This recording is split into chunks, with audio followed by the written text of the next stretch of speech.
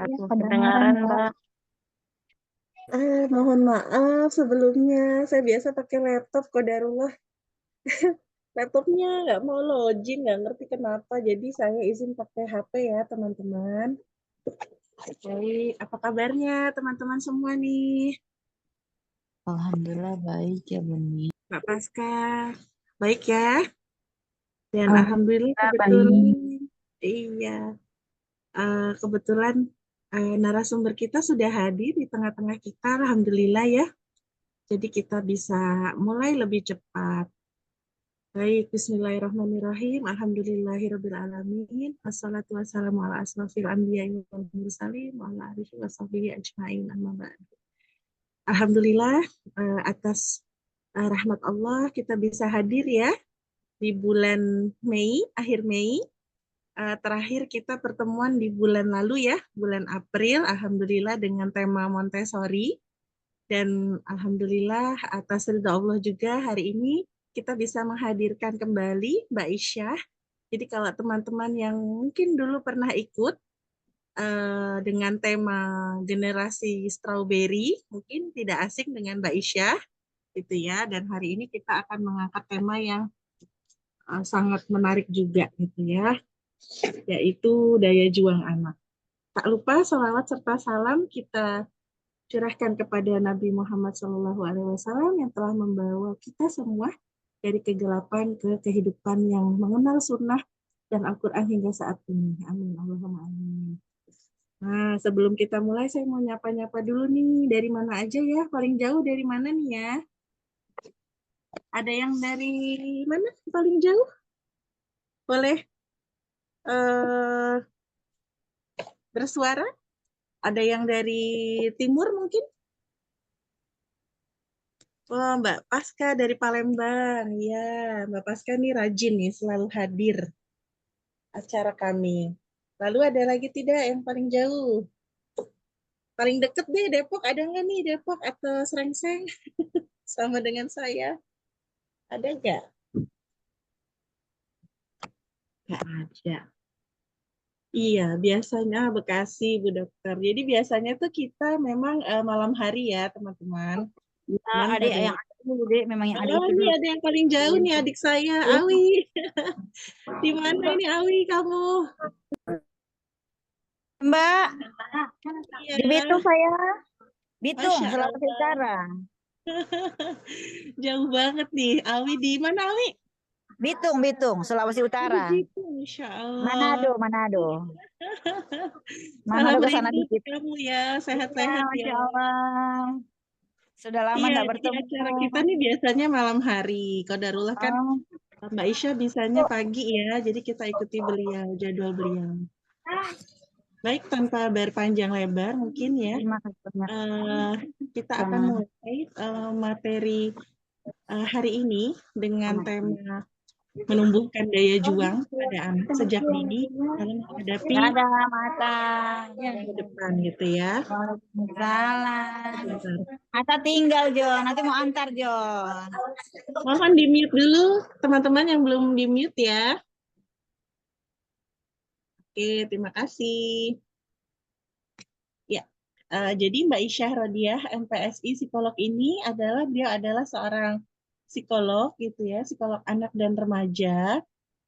Beliau ini kakak kelas saya sih sebetulnya, tapi beliau ini ya, kalau kita kan terapan, ya, beliau ini di eh, reguler ya, bahasanya apa ya Mbak Isah kalau Magister profesi dulu, Bundi. profesi ya, namanya profesi ya. Kalau saya kan terapan karena dulu S1-nya bukan psikologi gitu. Dan beliau ini ternyata gitu ya adalah sepupu teman kuliah saya S1 di Kuningan Cirebon. Jadi Masya Allah dunia itu sempit sekali. Alhamdulillah bisa mengenal beliau dan bisa berbagi ilmu jadinya ya Mbak Isyah ya. Mungkin eh, apa ya tidak tidak banyak yang bisa kami berikan. Mudah-mudahan Allah ridho dan ini dijadikan amal jariah untuk Mbak Isyah dan keluarga gitu ya, berguna, bermanfaat. Amin. Nah, kenapa kita ngambil tema daya juang gitu ya? Jadi ini sebenarnya hasil polling Mbak Isyah di grup gitu. Jadi kan kita tiap bulan memang mengadakan webinar Dan biasanya itu memang lewat polling gitu ya, atau enggak ya dari kita sendiri bikin program. Tema apa? Nah, pollingnya itu paling banyak adalah mengenai daya juang. Mungkin mengingat melihat generasi anak-anak sekarang ini mudah sekali untuk menyerah gitu ya, hal-hal kecil gitu, misal dibully teman, langsung tidak mau berangkat sekolah. Saya ada kasus tuh teman, karena faktor itu salah satunya gitu ya, dibully teman sampai akhirnya putus sekolah, sampai sekarang tidak mau berangkat sekolah dan tidak mau pindah ke sekolah manapun. Akhirnya hanya sibuk main game saja di rumah. Ibunya sampai kewalahan dan tidak tahu lagi bagaimana cara mengatasinya gitu ya. Jadi dan bahkan kalau kita lihat banyak di luaran berita udah sampai di tahap mahasiswa gitu ya yang menyerah dengan mungkin pendidikan yang ditempuh begitu menyulitkan gitu ya. Ternyata menjadi dewasa sesulit itu gitu hingga akhirnya memiliki apa ya keputusan yang tidak baik gitu ya, yang akhirnya memutuskan untuk uh, bunuh diri seperti itu. Dan kita tidak menginginkan anak-anak kita kelak seperti itu gitu ya. Kita ingin seperti yang Rasulullah inginkan gitu ya. Allah inginkan juga bahwa kita jangan sampai meninggalkan anak-anak kita dalam kondisi yang lemah gitu ya. Mudah-mudahan anak-anak kita menjadi anak-anak yang kuat. Baik, tanpa berpanjang lebar, mungkin saya persilahkan kepada beliau, Mbak Isya, untuk menyampaikan materinya pada kesempatan hari ini. Silakan Mbak Isya. Kasih, Bundi. Ya, Mbak Isya gimana kabarnya? Saya mungkin menyapa dulu. Alhamdulillah sehat. Ya, Alhamdulillah. Sekarang lagi musim sakit ya. Anak saya aja udah sepekan sakit, Mbak Isya. Allah, semoga lekas sembuh ya.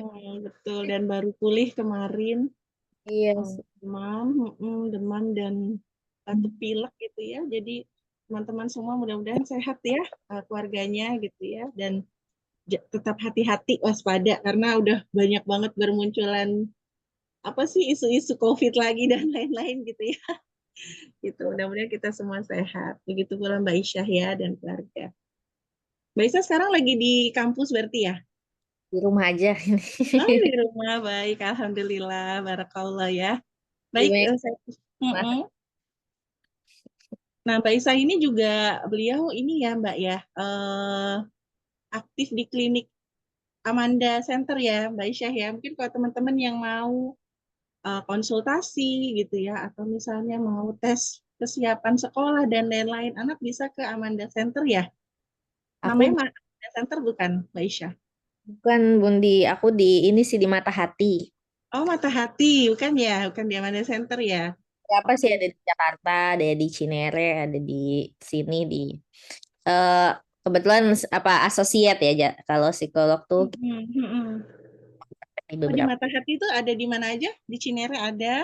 Kalau Jakarta mana, Mbak? Mata Hati itu ada di deket ITC Depok, Depok Baru stasiun Oh, Depok. oh deket dong ya. Oh, oke.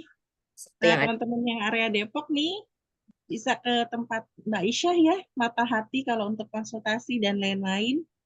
Mata Hati di ITC Depok ya, baik-baik. Nanti saya akan cari kalau lewat. Seberangnya Soalnya sering banget. tuh Bundi. Seberangnya kan Nah, ada ruko apa Ramanda tuh di oh iya, Ramanda. Lalu, ada ruko-ruko ruko apa heeh. Depok apa ya itu Oh di situ ya. Pokoknya arah ini ya, apa namanya? merah itu kan ada ruko Namanya jalan apa itu ya? Hakim. Iya, situlah pokoknya yang ntar dicari deh. Yang deket tempat banyak jualan elektronik kah? Bukan? Oh, bukan sih Beda. itu deket banget sama Pokoknya Ramanda. deket Ramanda lah ya. Ha, ha, oke, oke. Nanti kita tengok-tengok deh. Ya, Di Mata Hati ya, baik. Berarti saya salah nih. Selama ini saya kira Mbak Isa di Manda itu yang di Bogor ya. itu banyak teman-teman saya di sana juga. Teman-teman di situ. Baik, Masya Allah. Oke, silakan Mbak Isya untuk menyampaikan materinya. Saya persilakan. Izin share screen ya. Oke, sudah kelihatan ya? Oke deh. Hmm, Sudah kelihatan Mbak Isya. kelihatan ya, tapi nggak ini ya, nggak. Belum besar aja. Mungkin di apa? Oh, ini bentar. Ini resume. Di- Dibesarkan. Enggak mau ya. Hmm, apa ya? Nggak mau di full screen.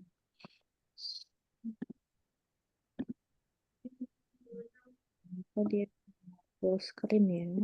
Ini sudah direkam kan ya Mbak Isyah ya? Oh, sudah Bundi. Kalau sekarang yang kelihatan apa ya? Ini klik to exit full screen, kosong. Oke. Nah, ya ada kelihatan. Cuma kan Nah ya, sudah. tapi nggak mau ini ya,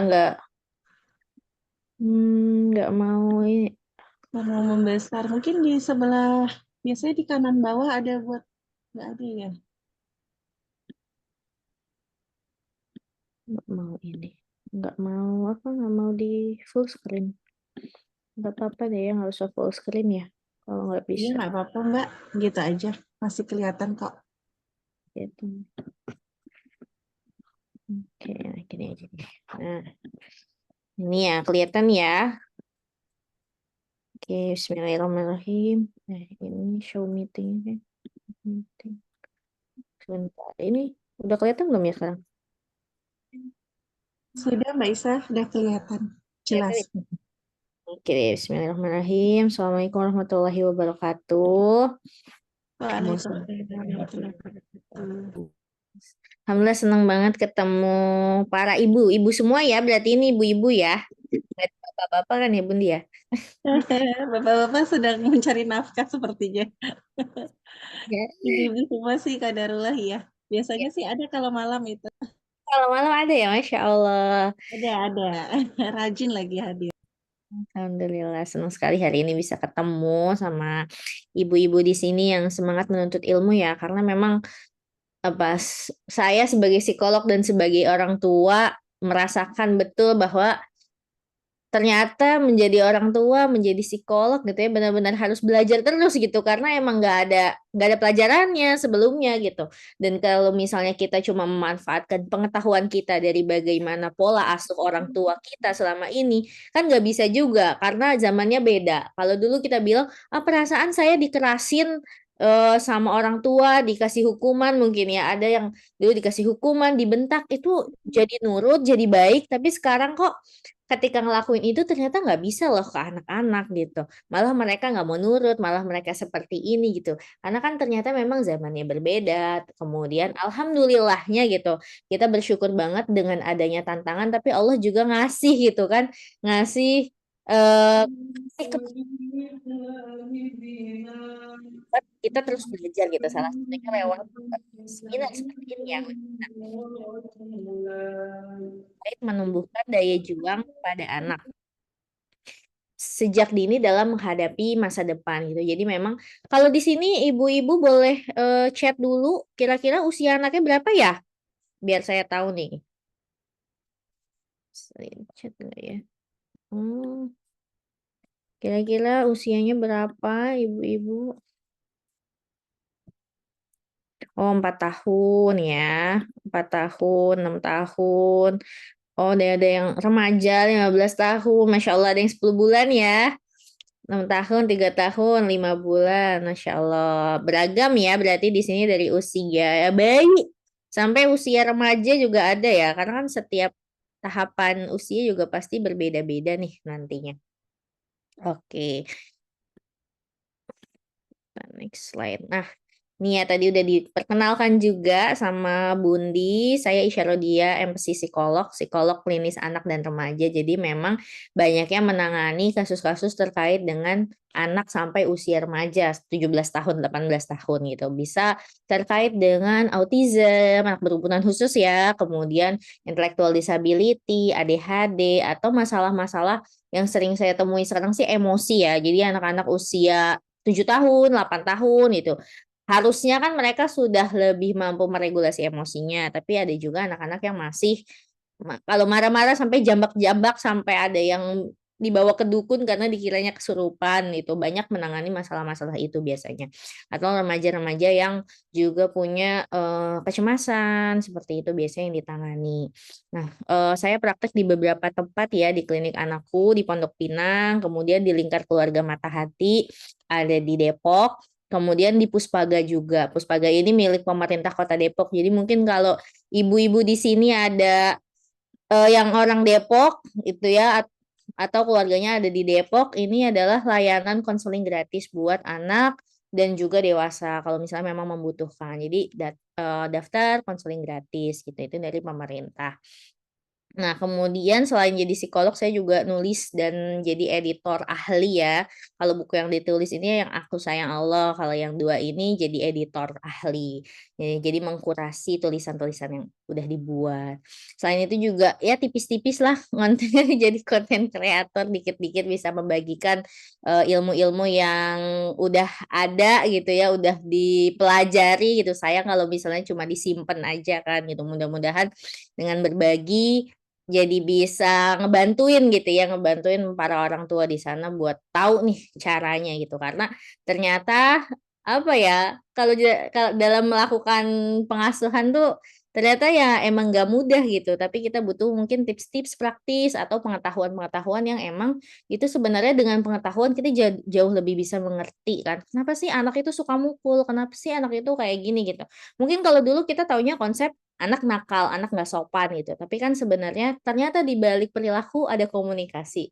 Nah, hal-hal seperti itu yang coba dibagikan semoga bisa bermanfaat, bisa jadi teman-teman ya. Kalau kalau dulu saya kenapa sih jadi psikolog ya pengen jadi teman para orang tua lah untuk tumbuh sama-sama karena ngejalanin jadi orang tua ternyata nggak mudah.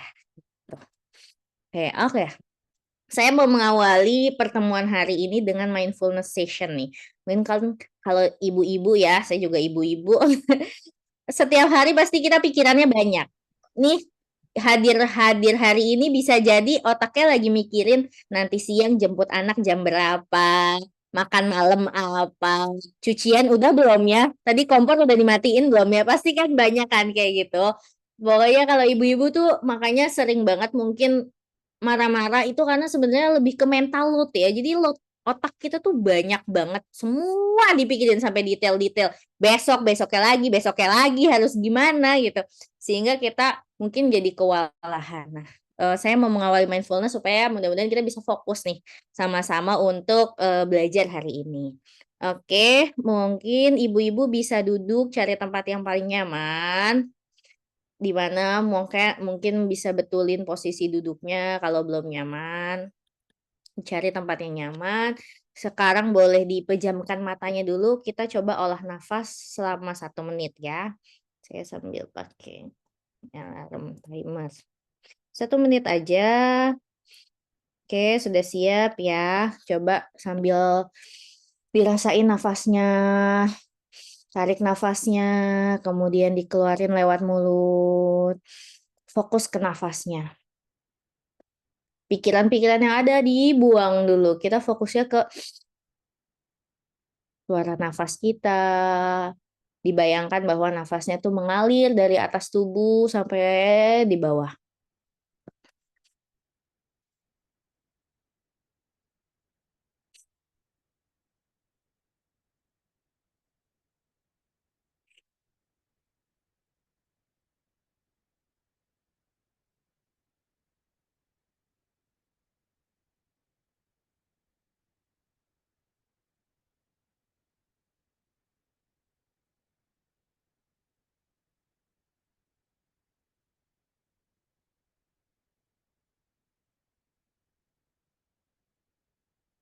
Oke, boleh diselesaikan. Sekarang, setelah kita fokus sama hal itu, coba ibu-ibu amatin dan tuliskan di kolom chat ya. 5 hal yang dilihat di sekitar, 3 hal yang didengar lewat pendengarannya, dan 2 hal yang dirasakan. Mungkin kalau dirasakan tuh, oh tubuh saya nyentuh bantal gitu, yang dirasakan tubuhnya. Boleh ditulis di kolom chat.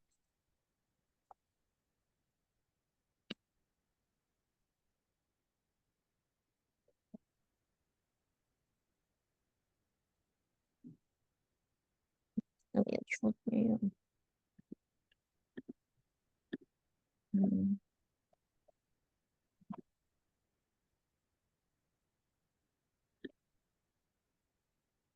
Oh nih,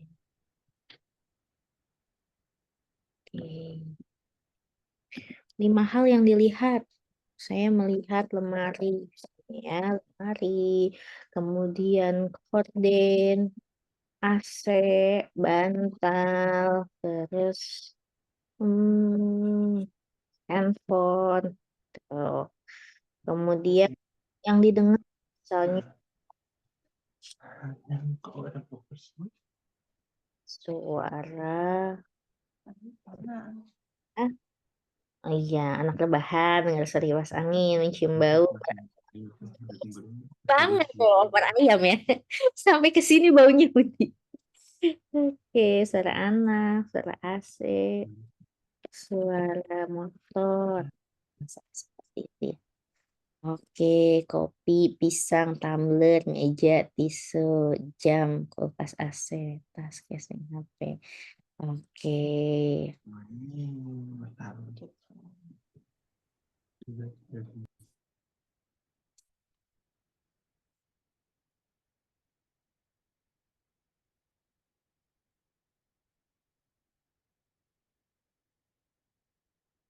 Melihat anak-anak main, dengar suara anak main yang dirasakan tangan menyentuh. Oke. Oke, terima kasih ibu-ibu yang sudah share ya. Ini adalah latihan-latihan yang bisa kita lakuin ketika nantinya kita ngerasa capek banget atau otak tuh mulai nggak fokus, mental load-nya mulai besar gitu ya. Supaya kita nggak reaktif terhadap kondisi sekitar. Anak nyenggol gelas gitu, marah. Anak ini marah gitu ya. Kita cobain hal-hal ini gitu. Jadi kita latihan tadi olah nafas 5 menit misalnya setiap bangun tidur atau 5 menit sebelum tidur. Kemudian bisa juga dengan kita mengamati sekitar. Mengamati sekitar tuh kita mencoba untuk balik lagi sini dan kini. Sebenarnya mindfulness kan kayak gitu. Membantu kita untuk nggak mikirin masa depan atau mikirin masa lalu terus. Karena hal-hal itu yang biasanya membuat kita jadi nggak fokus dan kalau ada sesuatu tuh kita reaktif gitu secara emosional. Karena kan kita mau belajar gimana menumbuhkan daya juang anak kan. Nah, pastinya untuk bisa menumbuhkan daya juang, kita dulu nih sebagai orang tua yang butuh untuk bisa mindful dalam melakukan pengasuhan ini gitu. Jadi kita bisa ngelihat nantinya, oh di saat ini anak tuh kebutuhannya apa ya gitu. Kita bisa memperhatikan itu sehingga apa-apa yang kita lakuin nantinya itu sejalan dengan kemauan kita hari ini yaitu ingin menumbuhkan daya juang anak. Oke, lanjut ya. Oke, daya juang itu apa sih? Daya juang itu di konsep psikologi bisa juga kita ambil pakai konsep adversity question gitu ya, kemampuan seseorang, kemampuan anak untuk bertahan, beradaptasi dan tumbuh dari kesulitan. Artinya ketika dia menghadapi tantangan, tadi ya kalau misalnya udah disebutin tantangan misalnya tugas-tugas ya yang berat gitu. Atau ketika di sekolah anak-anak ketemu sama guru-guru yang nyebelin gitu ya, pengalaman kita kan dulu, ih gurunya nyebelin banget gitu atau ketemu sama teman-teman yang tidak menyenangkan gitu. Mereka tetap bisa untuk ya bertahan, beradaptasi dan tumbuh dari situ gitu. Justru kesulitan-kesulitan, tantangan-tantangan itu mereka jadikan cara untuk mereka belajar gitu ya. Oh ya susah, berarti aku harus ngapain nih supaya bisa mengerjakan tugas ini. Kita kan pengennya kayak gitu ya, bukan susah "Ah, udahlah nggak usah dikerjain tugasnya," gitu kan. "Ah, nggak suka sama teman-temannya, ya udahlah nggak mau sekolah. Ah, nggak suka sama gurunya nyebelin, ah, nggak mau sekolah," gitu kan. Kita kan nggak mau kan anak-anak kita seperti itu. Pengennya ya kesulitan apapun karena kesulitan ya ibu-ibu di sini ya kita hidup sampai dewasa juga kesulitannya tambah banyak gitu kan. Mungkin yang lebih random gitu, yang mungkin nggak disangka-sangka. Udah gitu ketika kita jadi orang tua juga pasti tantangan-tantangannya bisa dari keluarga besar, bisa dari teman, bisa dari suami, bisa dari anak, itu lebih banyak lagi. Karena tujuan pengasuhan kan sebenarnya bukan tentang anak kita hari ini, tapi bagaimana kita bisa menumbuhkan anak kita di masa dewasa nanti ketika udah seumur kita gitu ya, mereka bisa menjadi orang dewasa yang beneran dewasa ya istilahnya, bukan kekanak-kanakan Mereka bisa berjuang dengan kondisi yang ada. Apalagi sekarang banyak banget kan kesulitan ekonomi kan, kesulitan ini, kesulitan itu. Semoga. Nah, daya juang itu ada tingkatannya ternyata. Kita pengennya pasti anak-anak kita jadi climber kan, jadi pendaki kalau misalnya ada kesulitan, terus berusaha sampai bisa berhasil. Ya walaupun nggak berhasil, mereka tetap mau berusaha gitu untuk menghadapi itu. Kita nggak pengen jadi anak-anak kita quieter. Ngelihat tantangan, udahlah kayak saya nggak bisa. Ngelihat ini, saya nggak bisa. Atau camper, berkemah. Aku udah usaha, udahlah gitu. Udahlah, padahal mungkin mengusahakannya belum benar-benar effortnya belum benar-benar diberikan gitu, cuma yang penting aku udah coba gitu. Kita kan juga nggak mau kan mereka berhenti setelah cuma berusaha sedikit aja. Kita pengen jadi climber anak-anak kita pasti jadi pendaki. Nah, karena daya juang yang tinggi ini akan membuat anak bisa beradaptasi dengan perubahan. Perubahan itu kan sangat cepat sekarang. Dulu kita nggak ada HP, sekarang ada HP. Sekarang HP setiap hari aja teknologinya berubah gitu kan. Tipe-tipe HP berubah, ada AI, kemudian ada perubahan-perubahan di sekolah juga ya. Kayak kurikulum berubah-ubah terus, banyak banget perubahan-perubahan yang anak-anak kita hadapi. Dengan daya juang yang tinggi, mereka bisa menghadapi situasi dan lingkungan yang baru dengan mudah dan bertahan melewati tantangan juga. Jadi mereka tetap berusaha, tetap termotivasi, aku bisa, meskipun mereka mengalami kegagalan. Karena sejatinya gagal itu pasti ada dalam hidup kita kan. Kemudian mengembangkan cara memecahkan masalah gitu. Ketika mereka punya daya juang yang tinggi, ketika ada masalah mereka akan berpikir bagaimana caranya supaya masalah ini bisa terselesaikan. Bukan mundur, bukan menghindari, tapi bagaimana menghadapi. Tuh, menghadapi rintangan dengan pola pikir berorientasi ya pada solusi. Solusinya apa ya? Wah, kalau tugasnya susah apa yang harus aku lakuin ya? Kalau teman sekelompok ada yang nggak mau ngerjain, gimana ya caranya? Kalau ada temanku yang dibully terus jadi nggak mau masuk sekolah, apa ya yang bisa aku lakuin? Dan membangun kecerdasan emosional juga. Jadi bisa mengelola emosi secara efektif saat stres. Manfaat jangka panjangnya tentunya punya kesuksesan akademik gitu kan. Karena kalau misalnya mereka punya daya juang yang tinggi, tentu kalau ketemu sama tugas-tugas yang sulit, itu mereka tetap mau kan untuk berusaha. Oh, fisika. Tuh. Anak yang punya daya juang yang tinggi sama yang rendah pasti beda kan. Ngelihat soal fisika yang yang luar biasa itu gitu kan misalnya. Ya udah, kalau misalnya daya juangnya rendah, ya udahlah, nggak usah dikerjain. Kalau daya juang yang tinggi pasti akan berpikir kan, oh aku bisa nanya ke siapa nih kira-kira? Nanya ke guru, nanya ke mama, atau minta, mah kayaknya aku perlu private, atau minta ke teman-teman yang bisa gitu kan. Akhirnya mereka mencari cara supaya mereka bisa menyelesaikan apa yang diberikan kan tugas-tugas mereka. Sehingga mereka bisa mencapai kesuksesan akademik. Ketika mereka terbiasa, sebenarnya kan terbiasa dari mulai SD ketika mendapatkan tantangan mereka mencari solusi sampai nanti ketika kuliah kan tantangannya akan lebih besar lagi kan. Mungkin ada anak-anak yang misalnya dari daerah tuh pinter banget, tapi sampai ke UI kan itu ini banget ya, UI itu kan Jakarta, pasti lebih dan tantangan akademiknya tuh istilahnya di situ semua orang pinter nyatu, kok aku jadi ngerasa nggak pinter. Nah, kadang-kadang tuh kayak gitu ketika di kuliahan, karena mungkin dulu di sekolah itu kan lebih lebih homogen kan. Oh, aku udah paling pinter nih. Ternyata ketika mereka pinter aja tuh nggak cukup gitu. Karena sesungguhnya tantangan-tantangan akademik gitu nantinya akan lebih tinggi lagi kan ketika kuliah. Ternyata ketemu anak Jakarta yang pinter banget, ketemu anak Jakarta yang bisa adaptasi, itu kan juga perlu kan ketika kita kuliah tuh bukan cuma tentang, kita bisa ngelakuin sesuatu tapi dengan kita punya teman-teman itu kan juga bisa membantu kita kan, apalagi kalau kuliah mungkin akan ada tugas-tugas kelompok gitu.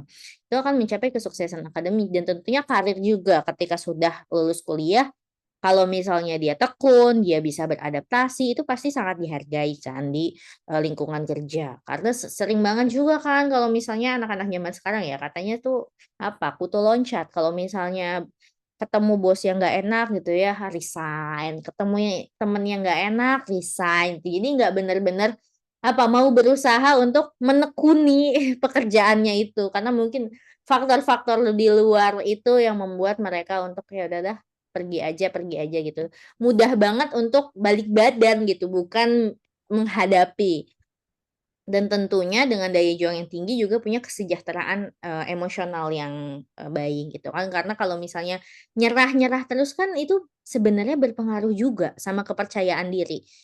Kalau misalnya mereka nyerah gitu, mereka kan jadi mikir kan, "Oh ternyata aku nggak bisa ya, ternyata aku nggak bisa ya." Nanti bisa jadi merasa, "Aku tuh nggak berharga, aku tuh nggak bisa apa-apa." Akhirnya kan jadi depresi atau cemas setiap kali menghadapi tantangan-tantangan kehidupan. Sementara orang-orang yang punya daya juang yang tinggi, anak-anak yang punya daya juang yang tinggi, ya udah terbiasa, udah dilatih untuk menghadapi tantangan, akhirnya mungkin ada sih cemas-cemas, ada sih kayak Gimana?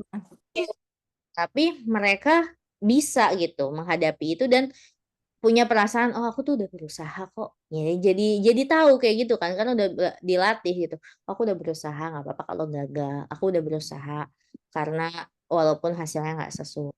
Akhirnya mereka juga sejahtera secara emosional. Nah terus gimana caranya, eee, melatih daya juang anak ya? Yang pertama perlu menumbuhkan growth mindset.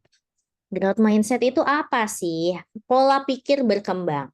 Ada anak-anak atau kita orang dewasa yang punya pola pikir tuh eh, kecerdasan itu, bakat itu udah ada dari sananya secara genetik. Ya kalau bapak ibunya pinter, anaknya pinter gitu. Kalau bapak ibunya bodoh, anaknya pasti bodoh. Enggak juga gitu kan. Sementara itu kalau fix mindset kayak gitu, ya nggak usah berusaha lah, udah pasti kayak gitu mah, udah takdirnya gitu ya. Tapi kalau kita punya pola pikir yang berkembang, growth mindset, artinya kita ngelihat bahwa segala sesuatu itu bisa diusahakan, bisa ditumbuhkan. Artinya kalau tadinya anaknya nggak bisa baca, anaknya matematika, anaknya nggak bisa main bola, itu. Kalau punya pola pikir berkembang, artinya anak-anak maupun kita sebagai orang tua ngelihat bahwa oh anak saya bisa dilatih kok untuk bisa mencapai itu. Tuh. Dengan caranya gimana? Puji usahanya bukan hasilnya. Karena kalau kita tuh seringnya good job nak gitu. Kamu keren banget. Barakallah ya kamu udah berhasil gitu kan. Berhasil, berhasil, berhasil. Padahal yang perlu kita highlight itu bukan hasil, tapi usahanya. Karena kan kalau misalnya dibilang hasil tidak akan mengkhianati usaha, emang bener kan? Enggak. Orang kata Allah aja doa itu dikabulin lewat 3 cara kan. Ada yang langsung dikabulin, ada yang diganti dengan cara yang lain gitu kan, atau ditunda kan. Kalau misalnya, berarti kan kalau misalnya kita berdoa terus, tapi hasil yang nggak sesuai doa kita, itu terus kita menyalahi Allah gitu kan. Enggak kan. Berarti kan hasil itu kata-kata hasil itu tidak mengkhianati usaha itu kan berarti salah kan. Yang penting kan sebenarnya usahanya.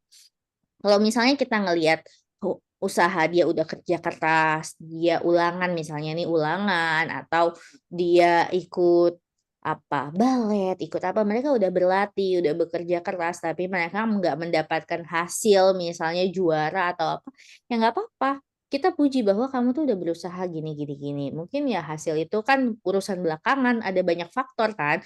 Apakah itu jurinya, apakah ininya, ataukah itu yang itu kan subjektivitas juga kadang kala kan. Jadi ya nggak apa-apa gitu. Kemudian hadapi tantangan, dorong anak untuk keluar dari zona nyamannya. Karena kan anak-anak usia sebenarnya anak-anak usia sampai 14 tahun itu kita belum bisa mengenali minatnya karena mereka masih eksplorasi. Jadi ya dorong tuh buat keluar dari zona nyaman, kita perkenalkan dengan banyak hal gitu. Kalau dia suka bola gitu, coba misalnya yang lain, mungkin dia juga suka olahraga yang lain. Jadi kita keluarin dari zona nyaman, udah udah di sini aja, di lokal aja. Coba ayo kita tantangan-tantangan baru. Dengan kayak gitu mereka jadi punya apa? Pola pikir bahwa kita tuh bisa tumbuh lagi, nggak cuma stuck di sini aja. Dan ajarkan nilai persisten, bagikan cerita gimana sih persisten dalam menghadapi tantangan-tantangan ini. Tekun gitu ya, persisten. Kalau misalnya sesuatu tuh ya dikerjain secara tekun gitu, nggak mudah untuk. Dengan memupuk growth mindset ini, anak-anak jadi belajar memandang tantangan sebagai peluang untuk berkembang. Kalau ada tantangan, ada ini nih, ada ada kejuaraan itu kan. Oh, itu ini adalah caraku untuk berkembang gitu. Jadi bukan orientasinya, oh aku mau juara. Gitu. Kita tuh menumbuhkan anak-anak kita, ayo ikut lomba biar juara. Bukan, tapi ikut lomba supaya dia punya punya apa? Punya waktu, punya kesempatan Berani. untuk ini kan, untuk mengembangkan dirinya, entah itu mengembangkan keberaniannya, entah itu mengembangkan si skillnya dan lain sebagainya. Karena kan kompetisi itu ya bukan kita kan bangganya gitu ya. Bangganya tuh kalau misalnya mereka tuh berhasil dapat ini, dapat itu gitu. Padahal kan keberhasilan itu juga bahkan bisa kita lihat dari ya anak kita nggak berani tampil di depan umum. Dia udah berani aja gitu walaupun mungkin masih gini-gini gitu ya. Itu kan udah keberhasilan juga kan sebenarnya gitu. Kita kadang ngelihatnya tuh jauh banget ekspektasinya ke anak-anak. Padahal sebenarnya bisa kita ngelihat lebih detail lagi. Makanya tadi kenapa mindfulness itu tadi kita di awal penting supaya kita bisa ngelihat lebih objektif.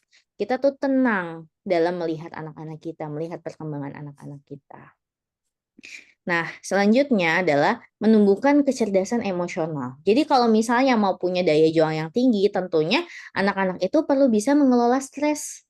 Karena kan tantangan itu menghasilkan stres kan, bikin kita stres, bikin tekanan, bisa tantangan apa kehidupan itu ada yang udah ketika akhirnya dia mau gitu ya menghadapi tantangan itu, kalau hasilnya nggak sesuai bisa kecewa.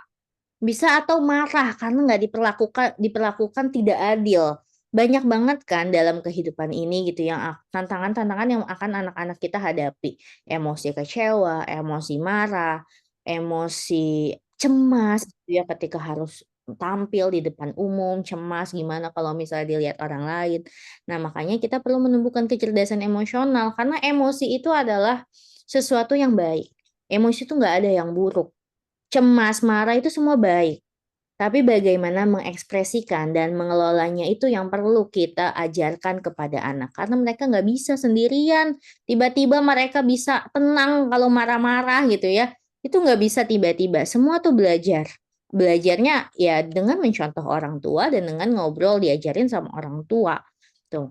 Dengan komunikasi terbuka. Jadi tempat yang aman dan nyaman untuk mengekspresikan emosi. Kalau anak curhat bukan dibilang, ih gitu aja baper. Tuh, tapi kita validasi. Mungkin itu kalau saya bilang ya, validasi emosi itu adalah sesuatu yang mungkin kayak, apa sih kayaknya dulu kita nggak pernah deh kayak gitu. Nggak pernah kayaknya, itu tuh kayak nggak umum banget kayak, oh iya ya kamu sedih ya, oh iya ya kakak marah ya. Kayaknya berat banget ya menghadapi ini. Jadi itu tuh sesuatu hal yang kayak yang nggak familiar aja di otak kita, sehingga kita itu ketika mau melakukan itu jadinya sulit kan. Karena perilaku kita, habit kita, kebiasaan kita kan dibentuk dengan apa? Dengan waktu. Artinya ketika ada pengetahuan baru, kita harus praktek dulu kan supaya terbiasa bahwa oh validasi itu bukan sesuatu hal yang aneh kok, tapi itu sesuatu yang justru perlu. Karena ibu-ibu aja kalau lagi curhat pasti pengennya dimengerti kan, bukan dikasih nasehat. Tuh balik lagi, ibu-ibu kalau dikasih nasehat sama suaminya gitu, udah kita curhat curhat sedih-sedih, dibilang sama suami kayak gini karena otaknya suami logika gitu solusi, kita kan kesel kan, orang aku nggak mau dikasih solusi, orang udah tahu harus ngapain, istilahnya gitu kan ibu-ibu. Nah, anak-anak juga kayak gitu, nggak mau mereka dikasih solusi, harus divalidasi dulu, harus jadi tempat yang aman dan nyaman. Dan kita bantu label emosinya, kira-kira anak itu ngerasain apa. Anak-anak tuh juga justru sejak dini itu perlu ketika mereka marah gitu ya. Kakak kelihatannya marah karena banting-banting barang gitu.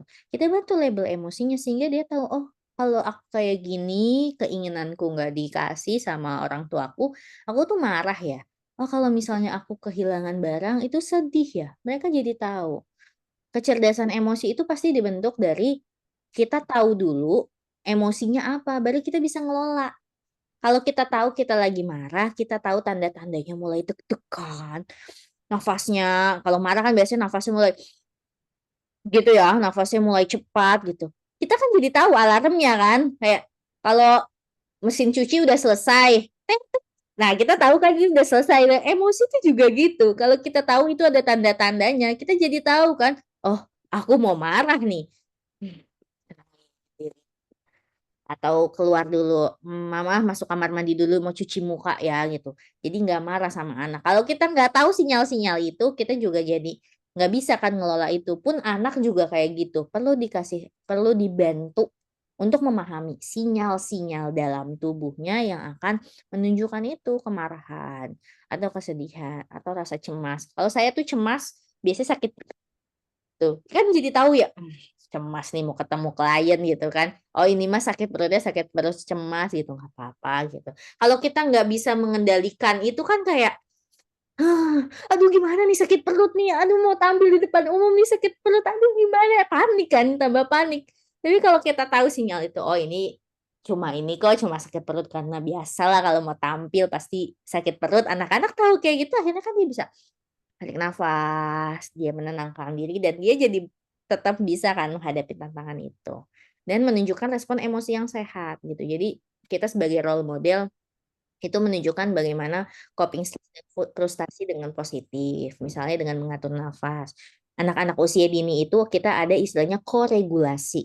Artinya anak-anak itu bisa meregulasi diri dari apa? Dari orang tuanya. Jadi kalau anak marah, kita tenang sehingga itu tuh energinya nyampe ke mereka. Jadi mereka itu bisa tenang kalau kita tenang.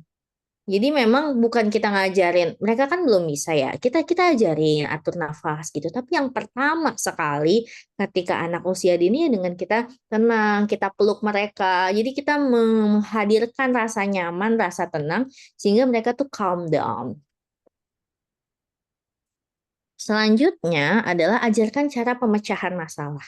Bimbing bukan selesaikan. Sering banget kayaknya ada nih orang tua yang kalau misalnya anaknya berantem di sekolah, kita yang maju gitu kan. Gue TNI nih, TNI gitu. Mau apa lo sama anak gue, jangan digini-giniin gitu. Kita yang nyelesain masalah anaknya gitu ya. Ada anak-anak yang mungkin nggak ngerjain PR, tapi kan ini kerja kelompok ya. Kalau anak saya nggak ngerjain, nggak enak sama anak yang lain. Kita bantuin, kita yang ngerjain. Akhirnya kan itu kita menyelesaikan apa-apa yang harusnya mereka selesaikan kan gitu. Padahal itu harusnya yang mereka hadapi.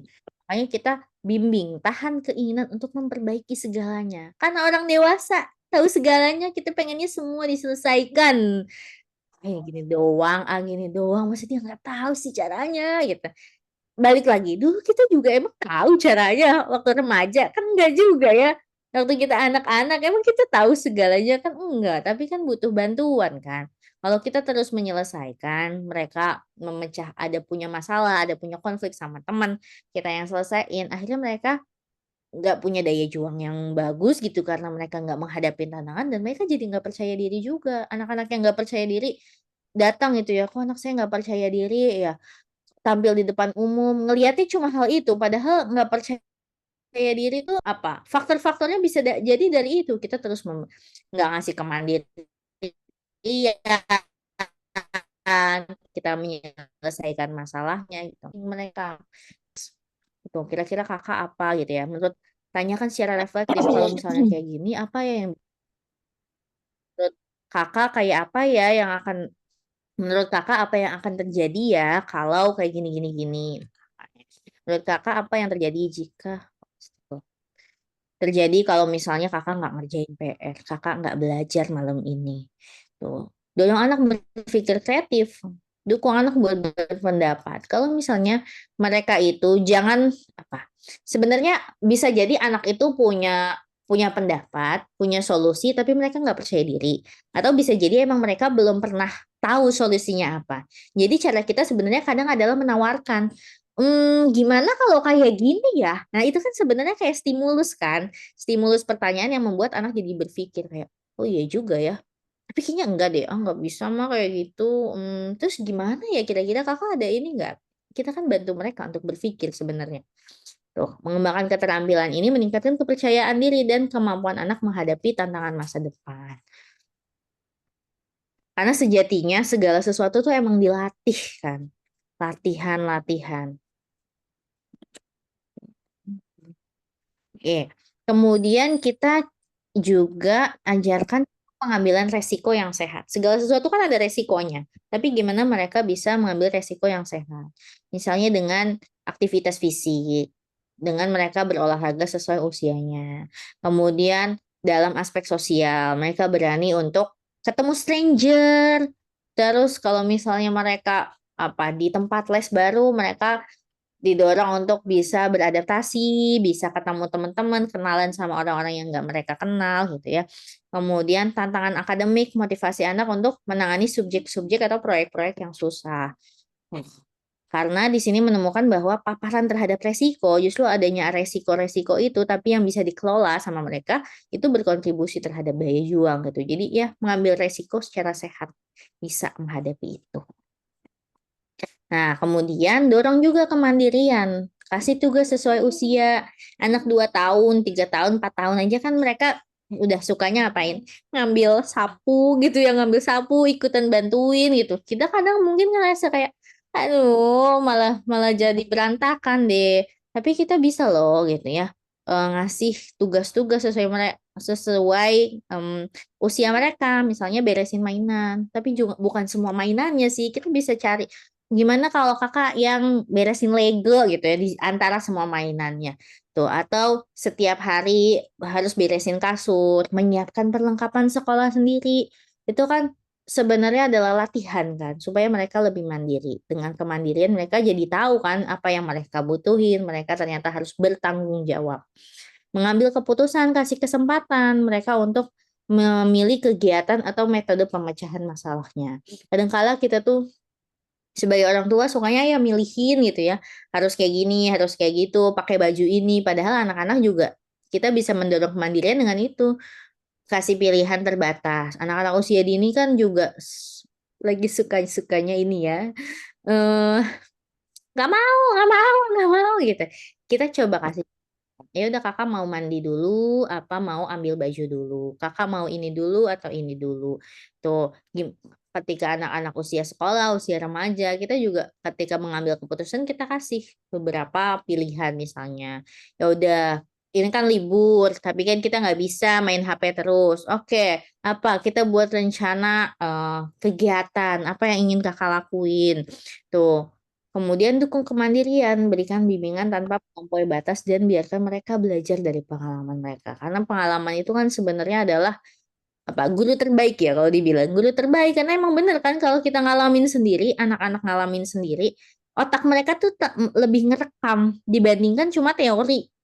Kalau misalnya hari ini ibu-ibu dengerin materi-materi saya. Kalau misalnya di otak aja kan mungkin nggak ngelotok ya. Tapi kalau satu-satu, oh oke, saya mau mulai dari kemandirian gitu. Itu kan jadi ngelotok kan. Oh iya, saya harus terus-menerus ngedorong kemandirian dengan ini dengan itu. Akhirnya jadi punya ide-ide baru kan. Oh ya, apalagi ya supaya saya bisa mendorong kemandirian itu. Itu kan dengan pengalaman kan.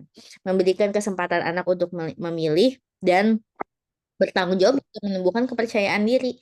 Ada mungkin ibu-ibu di sini, orang-orang yang sudah dewasa. Ketika mau ngambil keputusan, itu tuh susah banget. Nikah nggak ya gitu misalnya dulu. Ada cowok yang deketin gitu, ada dua yang ngajak ta'aruf yang mana ya? Tuh, atau karir, resign atau enggak, ambil atau sekedar apa ya, pilihan-pilihan yang mudah gitu.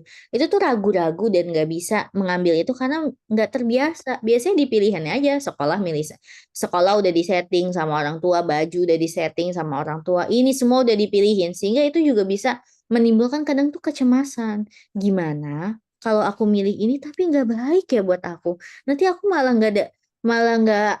nggak mendapatkan hal baik dari itu. Kalau aku malah menderita gimana ya? Kecemasan-kecemasan itu. Padahal yang namanya pilihan kan pasti ada resikonya kan. Ya, nah dengan mereka itu memilih sesuatu, kita kasih kesempatan, mereka tahu resikonya, mereka mengalami itu, mereka kan jadi tahu ya udah, emang harus dihadapi aja gitu. Nah, kemudian bangun juga lingkungan yang suportif, karena lingkungan yang suportif ini memperkuat kemampuan anak untuk mengatasi kesulitan. Anak itu nggak bisa berdiri sendiri, karena anak itu kan dipengaruhi sama dirinya, lingkungan keluarga, lingkungan sosialnya, bahkan sama sistem pemerintah dan lain sebagainya, itu kan mempengaruhi anak kan. Nah, makanya kita dari keluarga, kita bangun bonding keluarga. Koneksi itu adalah nomor satu deh dalam pengasuhan kalau saya bilang. Koneksi itu tuh kalau misalnya kita kalau sama teman, kita sama suami deh. Kalau kalau lagi nggak terkoneksi berantem mulu gitu kan. Kemudian kita jadi sama anak juga kesel terus ngerjain misalnya kerjaan rumah tuh "Aduh, capek atau nggak capek gitu kan misalnya. Padahal sebenarnya mungkin lagi masalahnya adalah kita lagi berantem aja soal sesuatu sama suami. Kok kita lagi baik sama suami gitu hubungannya.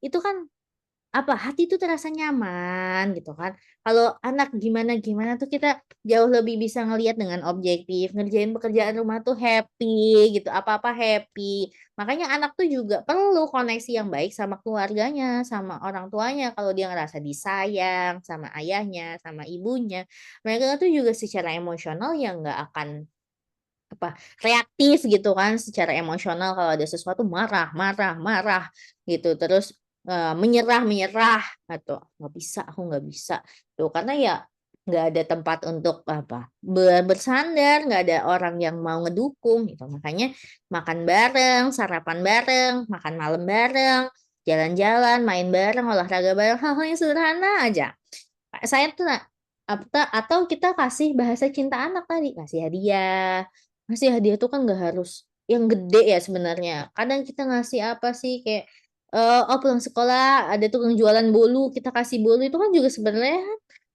hadiah kan dan mereka tuh ngerasa berharga. Tuh olahraga bareng, CFD-an di Depok ya sekarang ada CFD di Depok tuh. Yang rame banget itu. Makanya yang namanya bonding keluarga tuh nggak harus seperti orang-orang di Instagram ke Singapura, ke Malang, ke Bali nggak harus kayak gitu. Namanya bonding keluarga tuh ya ngerjain sesuatu ada di rumah, jalan-jalan bareng depan komplek juga itu bonding keluarga kan karena sebenarnya quality time-nya itu. Teman sebaya yang positif, dorong anak juga buat berteman sama teman-teman yang punya daya juang yang tinggi. Kita tuh perlu untuk menyeting lingkungan anak, misalnya kita milihin sekolah gitu ya. Dari kalau SD itu kan mereka belum bisa memilih ya, jadi kita pilihin sekolahnya. Kalau SMP mungkin mereka udah bisa memilih, tapi kita kasih pilihan terbatas. Jadi ya emang udah kita lihat bahwa nih lingkungannya kayaknya oke nih untuk support. Atau kita ikutin les-les atau komunitas-komunitas yang emang sesuai sama mereka. Sehingga mereka punya positif. Karena teman apalagi nanti di usia remaja, lingkungan terdekat mereka kan bukan lagi orang tua ya. Orang tua sih nomor nol, cuma kan temen tuh matters banget, penting banget buat mereka. Makanya kita perlu apa? Perlu kenalin mereka teman-teman yang emang baik gitu, yang bisa membantu mereka. Ikut kegiatan komunitas-komunitas, komunitas sepak bola, organisasi itu kan juga membantu mereka untuk apa ya, untuk aktif gitu ya, melakukan segala sesuatu, jadi punya teman yang suportif. Kegiatan-kegiatan komunitas itu juga biasanya banyak tantangan-tantangan, pengetahuan-pengetahuan baru, kesempatan-kesempatan baru gitu kan. Ya, OSIS misalnya ikut OSIS kalau di sekolah, ikut ROHIS, ikut komunitas apa ekskul-ekskul itu tuh akan sangat membantu mereka. Kemudian ajarkan kemampuan coping tadi ya, praktik mindfulness yang udah kita lakuin. Olah nafas, meditasi, mindful ketika makan. Kita kalau makan kan biasanya sambil nonton, sambil mikirin habis ini harus cuci piring, habis ini harus ini, habis ini harus ini. Coba deh ketika makan kita mindful dulu. Kita fokus sama apa sih makanannya, kita bersyukur sama makanan yang ada. Ketika kita bisa praktekin itu, kita bisa ini kan ajarin anak kan sebenarnya untuk mindful. Kemudian ekspresi seni bisa juga dengan kegiatan menggambar, menulis, bermusik untuk menyalurkan emosi. Punya buku diary itu kalau cewek-cewek kan suka nulis ya. Buku diary buat mengekspresikan emosi mereka sedih karena emosi itu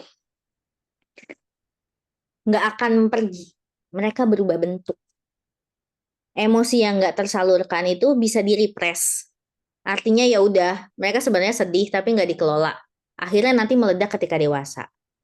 Atau jadi kemarahan, perilaku misalnya ketika bully ke orang lain, ke teman-temannya, itu kan bentuk emosi juga kan. Makanya kita perlu membantu anak punya kemampuan coping nih terhadap emosi-emosinya sehingga kalau ada tantangan mereka nggak mudah menyerah kan karena bisa mengelola emosi-emosi itu. Emosi yang nggak terkendali itu membuat ya jangankan tantangan deh kehidupan sehari-hari aja nggak bisa mereka jalanin soalnya kalau misalnya kemampuan regulasi emosinya tuh nggak baik. Dan kegiatan fisik anak-anak kita kan sering banget ya gadgetan ya mungkin kita juga ya sekarang gadgetan, tapi makanya jangan lupa untuk kegiatan fisik karena olahraga itu adalah sarana mengurangi stres dan meningkatkan suasana hati. Jadi bantu anak kita untuk kayak udah minimal ya nggak apa-apa sih seminggu sekali CFD-an atau olahraga di depan rumah tuh. Karena dengan olahraga fisik itu kan sebenarnya mengaktifkan hormon-hormon kebahagiaan kan. Tuh. Kemudian oke, itu ya tadi yang ini adalah mengatasi kendala dalam membangun daya juang. Sebenarnya ketika kita membangun daya juang anak, itu kan pasti ada tantangan-tantangan, nggak akan mulus. Tuh, ini adalah proses. Namanya pengasuhan itu adalah proses. Yang hasilnya nggak tahu kita petik kapan. Mungkin kita sekarang ngasuhnya masih 10 bulan bayinya. Itu kan tetap harus kan diajak ngobrol istilahnya. Mungkin yang hal-hal yang basic tuh, ajak ngobrol, ajak nyanyi. Kelihatan hasilnya kapan? Nanti kan, misalnya 2 tahun. Anak yang udah diajak ngobrol sama ibunya, diajakin baca, 2 tahun mereka udah bisa ngomong. Tapi anak yang kebiasaan dikasih gadget, hasilnya speech delay, autism, segala macem kan. Kayak gitu kan. Jadi apa yang kita tanam, kita tuanya tuh kadang-kala nggak tahu kapan. Apalagi ini hal-hal yang terkait daya juang. Bisa aja kita menanamkannya nggak apa-apa kalau anaknya udah remaja ya, nggak ada kata terlambat dalam mengasuh karena namanya ilmu itu kan kita pasti oh baru tahunya sekarang kenapa nggak dari dulu ya ya namanya juga ini kan pengasuhan gitu kadang-kala kita belum tahu sekarang kita udah tahu ya kita coba untuk pelan-pelan tapi mungkin tantangannya aja yang berbeda dengan kondisi anak-anak kita. Makanya ketika mereka menghadapi tantangan biarin aja nih anak-anak ngalamin sesuatu sesuai hasil tindakan mereka, konsekuensi alami. Kalau mereka gak ngerjain PR, dimarahin guru ya udah, biarin aja gitu. Maksudnya kita tapi nggak kita salahin gitu. Bukan kita salahin ya lagian kamu gak ngerjain PR, salah sendiri. Bukan gitu. Istilahnya ketika mereka nggak ngerjain PR, mereka dimarahin, itu jadi bahan refleksi kan sebenarnya. Oke, kakak nggak ngerjain PR kemarin kenapa ya? Apa terus rasanya gimana ya ketika nggak ngerjain PR?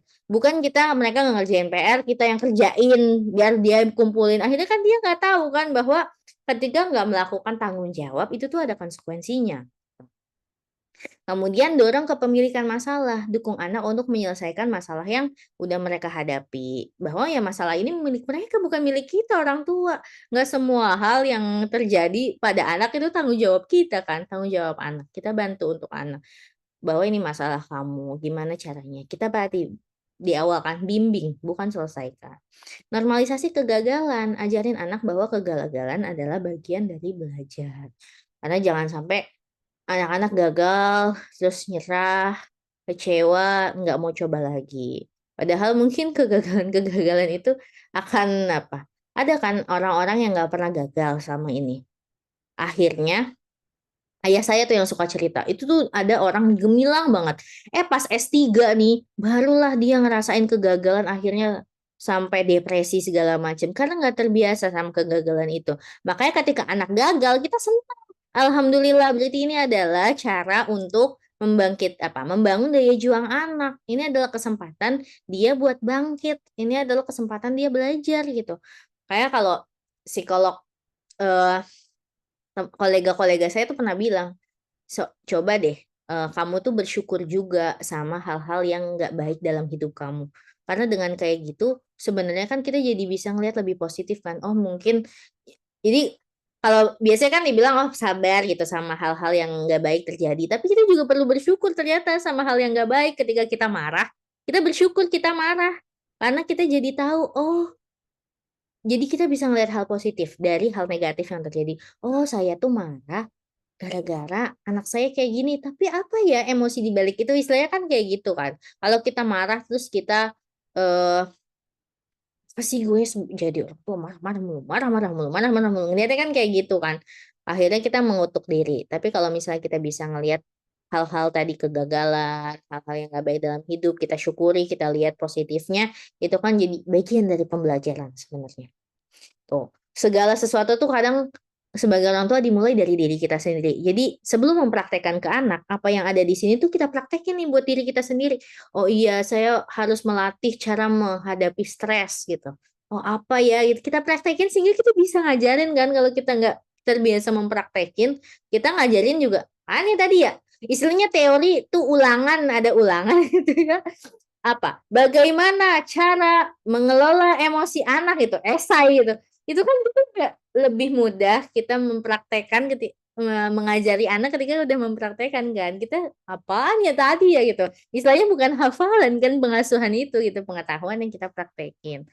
Analisa dan belajar bantu anak merefleksikan apa yang salah dan cara memperbaikinya. Kalau tadi gagal, kira-kira apa nih yang belum baik? Apa nih kesalahannya di mana?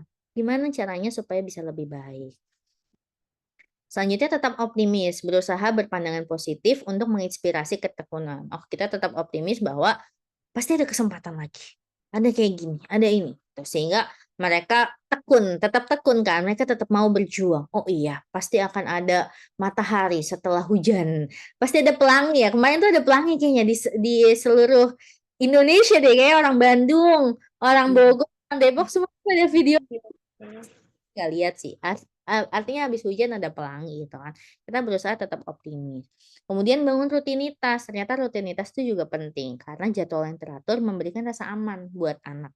Jadi mereka tahu kan, oh kalau misalnya malam itu emang udah waktunya tidur jam berapa. Misalnya boleh main HP kapan, harus ngerjain PR kapan. Itu tuh memberikan rasa aman. Kemudian tetapkan ekspektasi yang jelas, aturan dan konsekuensi yang jelas. Namanya pengasuhan itu nggak cuma mengasuh anak itu bukan cuma tentang kasih sayang, tapi tentang punya aturan. Kalau mereka disayangin doang, mereka kan jadinya manja. Tapi kalau dikasih aturan doang, mereka jadinya keras. Makanya harus seimbang. Aturan-aturan itu kan membuat mereka juga bisa menghadapi tantangan-tantangan di luar sana kan. Kalau misalnya ada aturan di rumah, mereka harus menghadapi. Kalau nggak sesuai, ada konsekuensi. Itu kan ketika di luar sana, mereka di dunia pekerjaan, di dunia sekolah, di TK, tuh. Mereka bisa untuk menghadapi aturan, menjalani aturan-aturan yang ada dan konsekuensi yang ada. Dan tentunya sebagai orang tua kita perlu jadi role model, perilaku yang konsisten dengan tindakan ya apa kata-katanya apa yang kita ucapkan konsisten dengan perbuatannya kalau belum bisa ya tetap berusaha intinya itu intinya mengasuh itu adalah kalau belum bisa tetap berusaha kalau belum bisa berusaha lagi kalau hari ini nggak bisa ya berusaha lagi karena kan kita jadi orang tua seumur hidup ya sampai anak kita gede gitu kita jadi orang tua kita masih terus punya kesempatan untuk memperbaiki diri jadi oke nah kira-kira nih kalau anak nangis karena nggak bisa nyusun puzzle. Nah, respon apa yang tepat kira-kira ibu-ibu?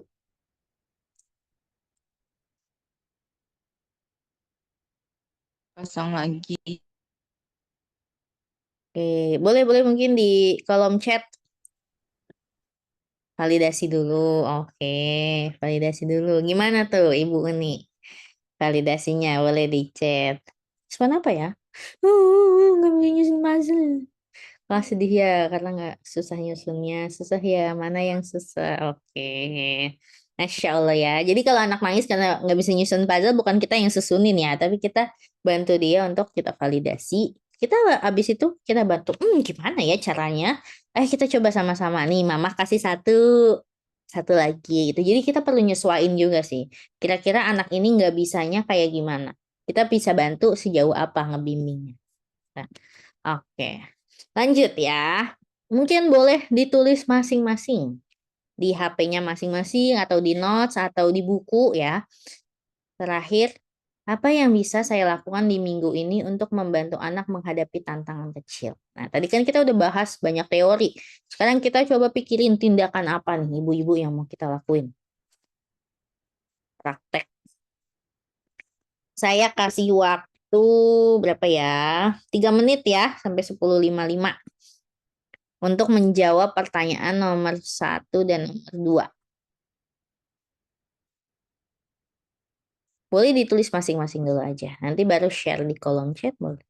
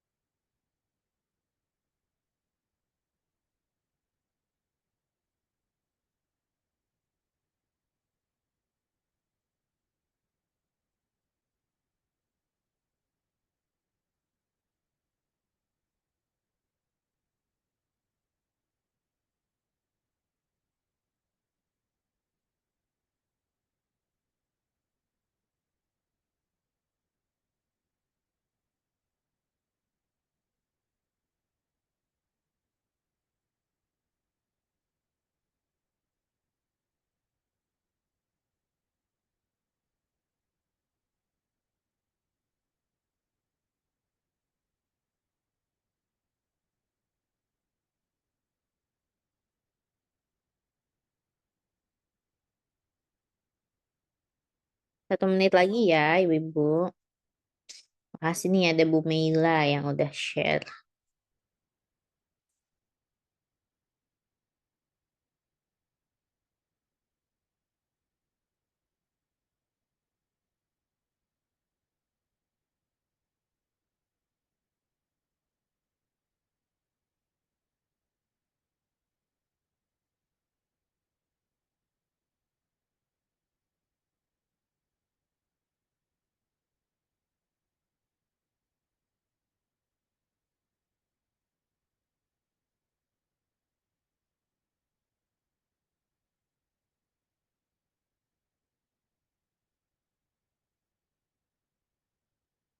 Oke, udah 10.55. Boleh ibu-ibu yang mau share di kolom chat nih, biar kita bisa saling menyemangati. Quality time.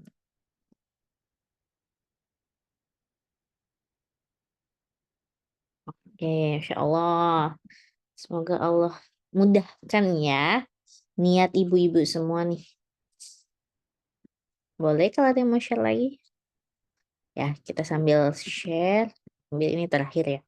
Mulai hari ini izinkan anak untuk berkeringat berantakan dan belajar untuk bangkit gitu ya.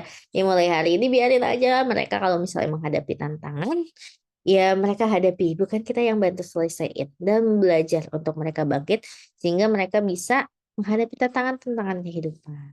Oke, terima kasih ibu-ibu yang udah share ya. Validasi emosi, motivasi dengan cerita. Normalisasi kegagalan, rutinkan kembali aktivitas fisik, sering ngobrol sama anak. Insya Allah. Oke, terima kasih. Boleh dilanjutkan sesi tanya jawab ya, Bundi ya? Ya, betul. Masya Allah. Tabarakallah. Terima kasih banyak, Mbak Isya. Padahal hanya 1 jam kurang, tapi sangat tercerahkan ya, bunda-bunda semua. Masya Allah. Izin minum Mudah-mudahan. ya, Ya. izin minum. Iya, silakan, Mbak Isya, silakan. Dan ini ya, jangan lupa dipraktekkan seperti yang tadi Mbak Isya bilang, kalau hanya teori saja, kita tidak coba praktekkan, nanti percuma ya, hanya akan lewat saja gitu ya. Jadi tadi juga reminder buat saya pribadi Mbak Isya, karena kadang-kala kita tuh udah load ya, udah banyak, kita habis ini mau ngapain, kadang apa yang sudah didapatkan terlupa untuk diaplikasikan gitu ya. Jadi mudah-mudahan dengan refleksi tadi bisa kita langsung terapkan pada anak-anak kita. Baik, sesi tanya jawab mungkin untuk berapa penanya, Mbak Isya? Berapa ya? Kita 2 sampai ya. boleh 2 pertanyaan. Ya, 2 ya. Sudah ada yang angkat tangan nih, Umu Yusuf, silakan Umu. Assalamualaikum warahmatullahi wabarakatuh. Waalaikumsalam warahmatullahi wabarakatuh. Izin bertanya, saya kan memiliki anak usia 4 tahun. Dia tuh didiagnosa sama dokter anak tumbuh kembang tuh ADHD. Yang ingin saya tanyakan, apakah daya juang anak ADHD itu sama anak normal itu beda ya? Atau kalau bisa kita treatment yang kayak tadi dijelaskan itu walaupun dia ADHD tapi dia tuh daya juangnya bisa gitu. Karena selama ini kan emang dari saya sendiri mengakui salah. Dulu kan dia anak pertama ya. Dan apa-apa tuh sering dibantu. Pokoknya biar cepet pakai baju dibantu, pakai ini dibantu. Akhirnya sekarang tuh anaknya tuh sebenarnya bisa, tapi dia tuh mudah ngeluh gitu. Misalnya dia lagi main lem terus lemnya nggak bisa nempel, dia nggak bisa langsung begitu gitu. Terus harus gimana gitu? Apakah ada treatment khusus kalau buat anak ADHD? Terus boleh pertanyaan lagi atau hanya boleh satu? Satu-satu dulu mungkin ya, biar ada Oh iya. kesempatan. Saya langsung dijawab aja ya, Umu Yusuf ya. Berarti sekarang anaknya usia 4 tahun ya? Iya 4 tahun. Udah terapi tapi ini lagi jalan terapi. Ya, terapi SI. Terapinya tulisannya okupasi. Oh, okupasi ya. Enggak SI ya? Nggak tahu dokternya nulisnya okupasi sama wicara. Oh gitu. Oke, oke, iya sih. Sebenarnya kalau untuk treatment ADHD itu apa? Kalau kita bilang daya juang setiap anak pasti bisa kita tumbuhin daya juangnya. Tapi memang tantangannya berbeda. Karena kan mereka berarti ini tipenya hyperaktif atau inatensi atau dua-duanya. Pasti kan itu jadi tantangan kan ketika anak lebih hyperaktif gitu ya. Karena kan secara ADHD itu kan neurodevelopmental disorder. Artinya memang ada kondisi syaraf yang mempengaruhi. Yang biasanya itu juga kalau udah parah ya butuh obat untuk bisa ini kan, untuk bisa normal gitu ya, bisa atensinya lebih baik, nggak terlalu hiperaktif. Nah itu kan kondisi-kondisi yang nanti yang buat anak itu kan gimana sih kayak tubuh kita, tubuh anak ADHD itu kayak kalau misalnya hiperaktif kan jadinya pengen gerak terus. Nah itu kan mempengaruhi kan kondisi dirinya yang harusnya dia mau duduk untuk bisa ngerjain sesuatu, tapi dia tuh nggak bisa ngelakuin itu, nggak bisa atensi dengan sesuai dengan anak normal. Itu kan mengganggu kan. Makanya itu jadi tantangan sebenarnya yang menjadi tantangan. Jadi untuk jadi menumbuhkan daya juangnya memang akan berbeda dengan anak-anak lainnya dengan tantangan yang ada. Nah, tantangan-tantangan itu yang perlu kita bantu. Misalnya, kalau misalnya mereka dengan tugas-tugas yang ada gitu. Memang kalau misalnya eh, harus dibagi gitu ya, dibagi ke hal-hal yang kecil. Anak usia 4 tahun aja kan atensinya juga sebenarnya cuma 8 menitan ya. Apalagi anak dengan ADHD gitu, konsentrasinya pasti buyar kemana-mana. Makanya mereka perlu untuk tadi dilatih dulu sih sebenarnya. Kalau misalnya terkait dengan atensi, berarti bagaimana melatih atensinya itu supaya bisa lebih baik.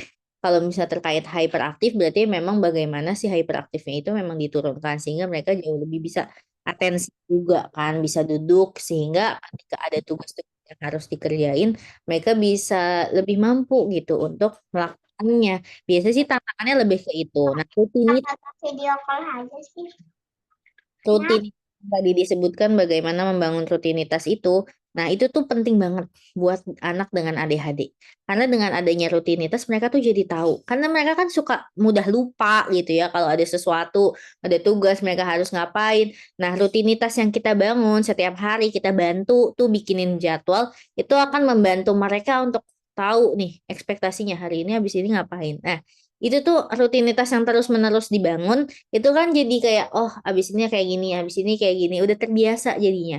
Akhirnya itu juga akan membantu mereka jadi punya daya juang karena mereka tahu membantu mereka pertamanya kan membantu mereka bisa atensi dulu, hyperaktifnya turun gitu sehingga mereka juga kalau ada tantangan-tantangan itu mereka tahu nih harus ngapain. Sebenarnya lebih ke itu sih dan emang terapinya dulu sih kalau anak-anak usia 4 tahun sampai 6 tahun gitu ya biasanya sih terapi terkait dengan sensori integrasi dulu ya baru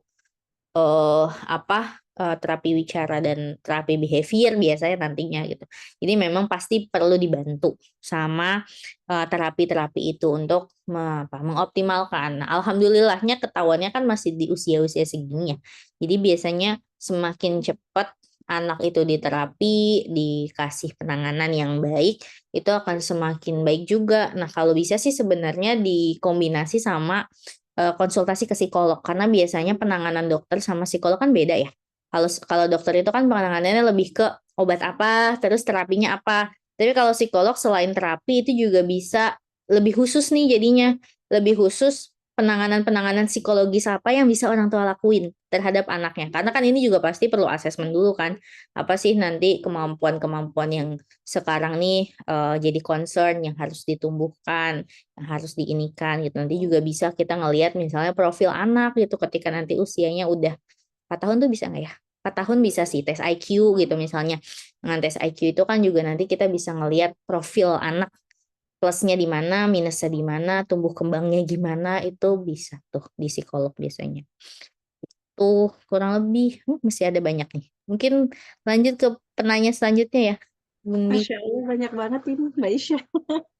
Tapi mohon maaf teman-teman karena waktu yang terbatas hanya untuk 2 penanya. Tadi saya lihat setelah Umu Yusuf itu Mbak Maila. Silakan Mbak Maila.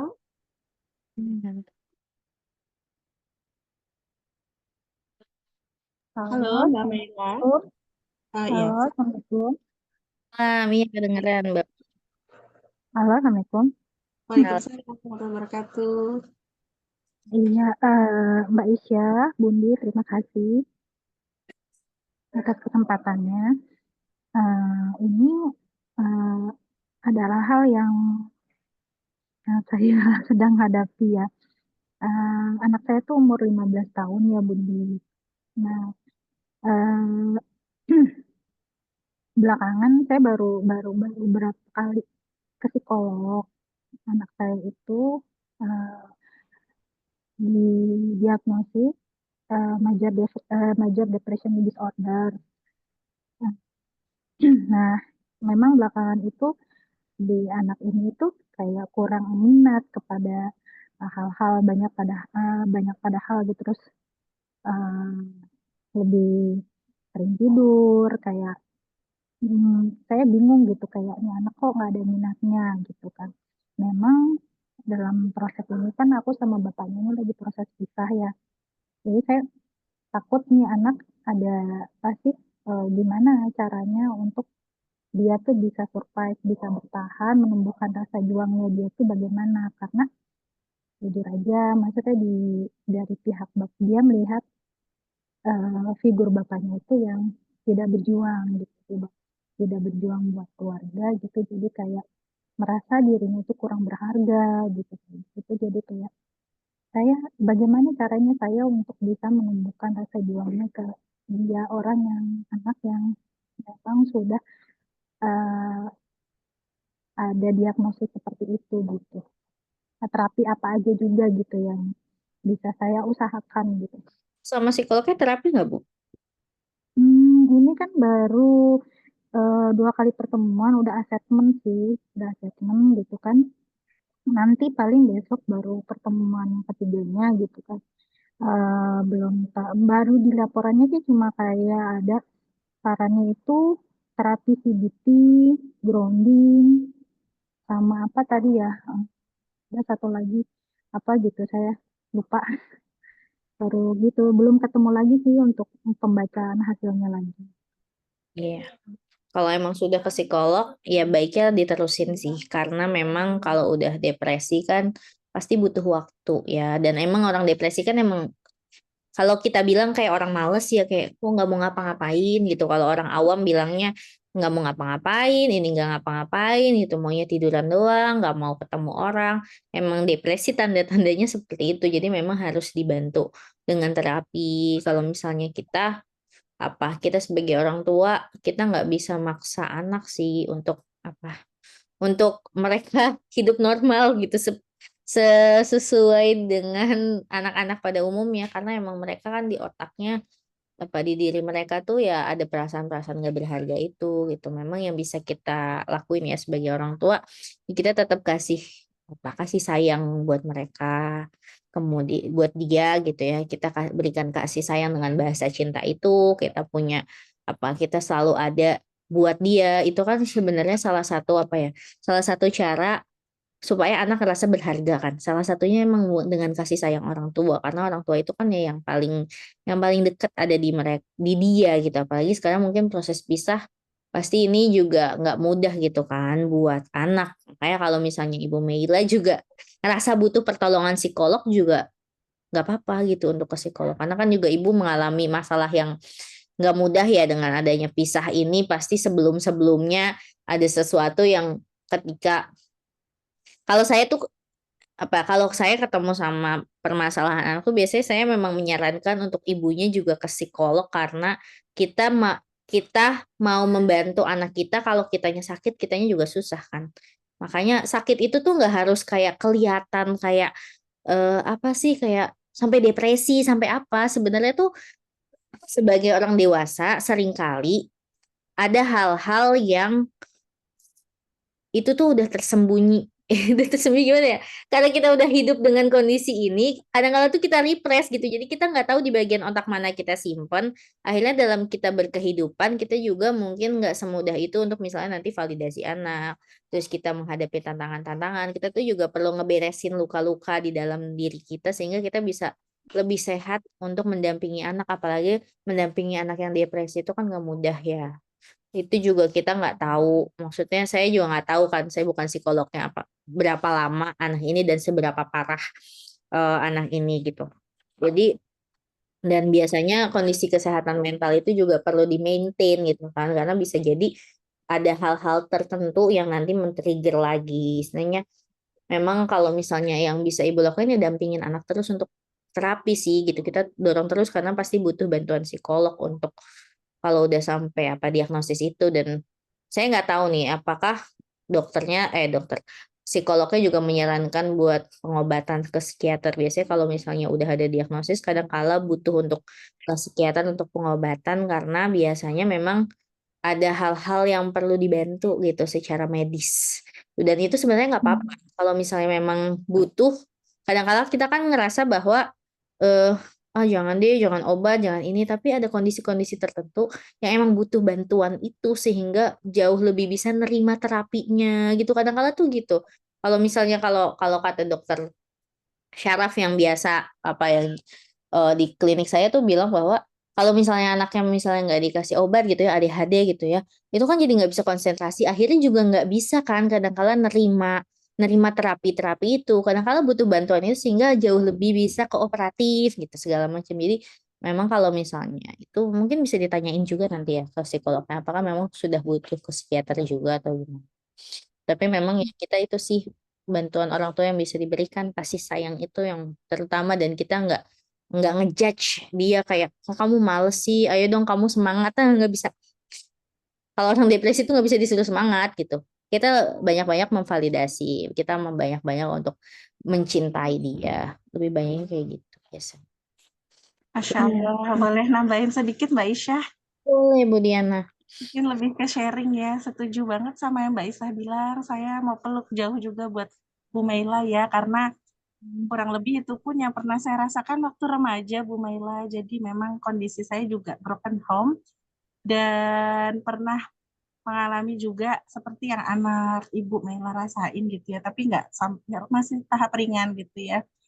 Dan yang menguatkan saya dan akhirnya terus berpikir positif terhadap apa yang Allah takdirkan gitu ya saat berpisah dengan ayah gitu ya saat tidak punya apa-apa karena saat itu kayak sinetron gitu ya rumah harus dijual saat malam itu dan kita nggak tahu kemana harus tinggal di mana dan lain-lain dan akhirnya mengantarkan saya bisa dapat PMDK UI itu adalah figur ibu saya gitu dan itu yang betul Mbak Isyah bilang kekuatan kita itu ibu gitu kasih sayang ibu itu Masya Allah melihat role model ibu yang begitu kuat tegar, kemudian tidak pernah menyalahkan kita, tidak pernah menyalahkan kondisi, keadaan, menerima takdir baik buruknya Allah, itulah yang membuat kita menjadi anak-anak yang tangguh, Bu.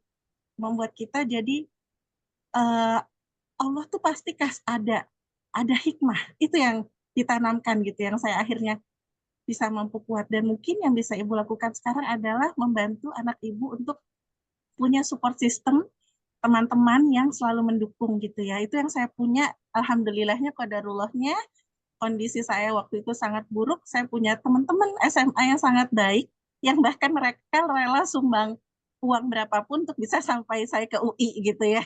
Waktu itu saya nggak mau ambil PMDK UI-nya, tapi mereka, ayo, mau berapa aja kita semuanya. Nah itu, jadi support system yang baik itulah yang akhirnya membantu kita itu untuk kuat. Jadi mungkin Ibu mulai cari tahu teman-teman yang memang sangat mendukung anak-anak Ibu, dan Ibu juga tadi yang betul kata Mbak Mela bilang jika memang sudah merasa lelah dan butuh kiranya psikolog atau bantuan nggak apa-apa gitu ya karena kita juga manusia gitu ya apalagi dengan berbagai hal yang sudah terlalui gitu ya.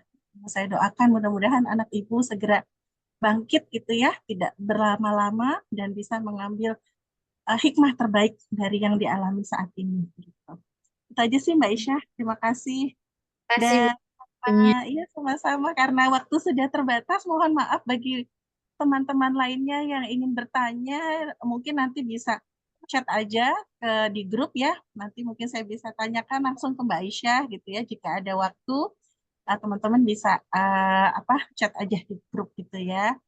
Dan sebelum terakhir, kita mungkin ada sesi foto bareng dulu ya Mbak Aisyah ya. Buat dokumentasi, teman-teman yang berkenan membuka kamera boleh dipersilahkan jika yang misalnya sedang tidak bisa berhalangan tidak apa-apa. Ini ada yang paling jauh Mbak Isya dari Inggris, padahal di Inggris mungkin masih subuh ya. Atau jam berapa ya? Sini saya lihat ada Mbak Kiki. Halo nih Bunda Kiki juga psikolog juga ini. Beliau ada dari Inggris. Tadi saya kayaknya ngelihat deh. Oh, sudah keluar sepertinya. Karena di sana, oh masih ada ternyata Mbak Kiki nih. Di sana jam berapa Mbak Kiki? Halo Bundi, di sini Masya jam 5 Allah, Mbak Bundi. Kiki luar biasa. Di Inggris jam berapa ini? Jam Hari 5 gini. Bundi. Jam Masya 5. Allah, barakallah. Terima kasih Mbak Ya, Kiki. Ini Mbak Kiki juga sama-sama. psikolog klinis, Mbak Isya. Beliau di apa ya, Din Academy ya Mbak Kiki ya? Di Kolbu Bundi. Oh ya, Kolbu, Masya Allah. Nih, Iya. Bundinya lagi nggak fokus. Mohon maaf karena anak seminggu sakit, jadi ngeblank Iya. banget gitu ya hari ini. Masya Allah, baik. Baik, terima kasih. Saya foto dulu ya. Satu yang kalau pertama, 1, 2, 3. Oke. Oke. Ini karena saya foto pakai HP, mungkin Mbak Isa mau foto lewat laptop juga nggak apa-apa, biar lebih cantik. Alhamdulillahirabbil alamin. Terima kasih banyak Mbak Isya. Bahagia banget ya hari ini teman-teman. Nah, Mbak Sandy ini rajin ya hadir. Ilmunya sangat bermanfaat sekali dan mudah-mudahan kita semua bisa terapkan ya. Dan anak-anak kita menjadi anak-anak yang tangguh, memiliki daya juang yang kuat gitu ya. Seperti yang Mbak Isya bilang, apa yang terjadi di diri anak itu sebenarnya adalah apa yang kita tanam gitu ya sebelumnya. Jadi mudah-mudahan kita selalu menanam kebaikan, hal-hal yang baik untuk anak-anak kita. Selalu tetap berkesadaran gitu ya Mbak Isyah ya gitu ya. Jadi itu yang kadang-kadang kita luput karena kita banyak sekali ya tantangan-tantangan di diri kita ya sebagai ibu dan istri pasti tidaklah mudah. Mbak Isyah ada yang mau disampaikan mungkin terakhir kali buat kita semua pesan-pesan? Udah cukup Bundi, pokoknya semangat terus ya. Kita jadi orang tua, belajar terus. Dan sayangi diri sendiri, jangan lupa. Itu yang kadang lupa ya, jangan lupa self love ya teman-teman. Kadang-kadang kita ini banyak mikirin keluarga, tapi kita lupa menyayangi diri. Padahal dengan kita mencintai diri kita jadi bisa mencintai orang sekitar kita gitu ya.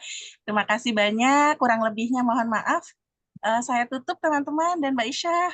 Semoga berkenan, terima kasih banyak. Dan saya tutup ya dengan mengucap Alhamdulillah. Wassalamualaikum warahmatullahi wabarakatuh. Terima kasih teman-teman semua.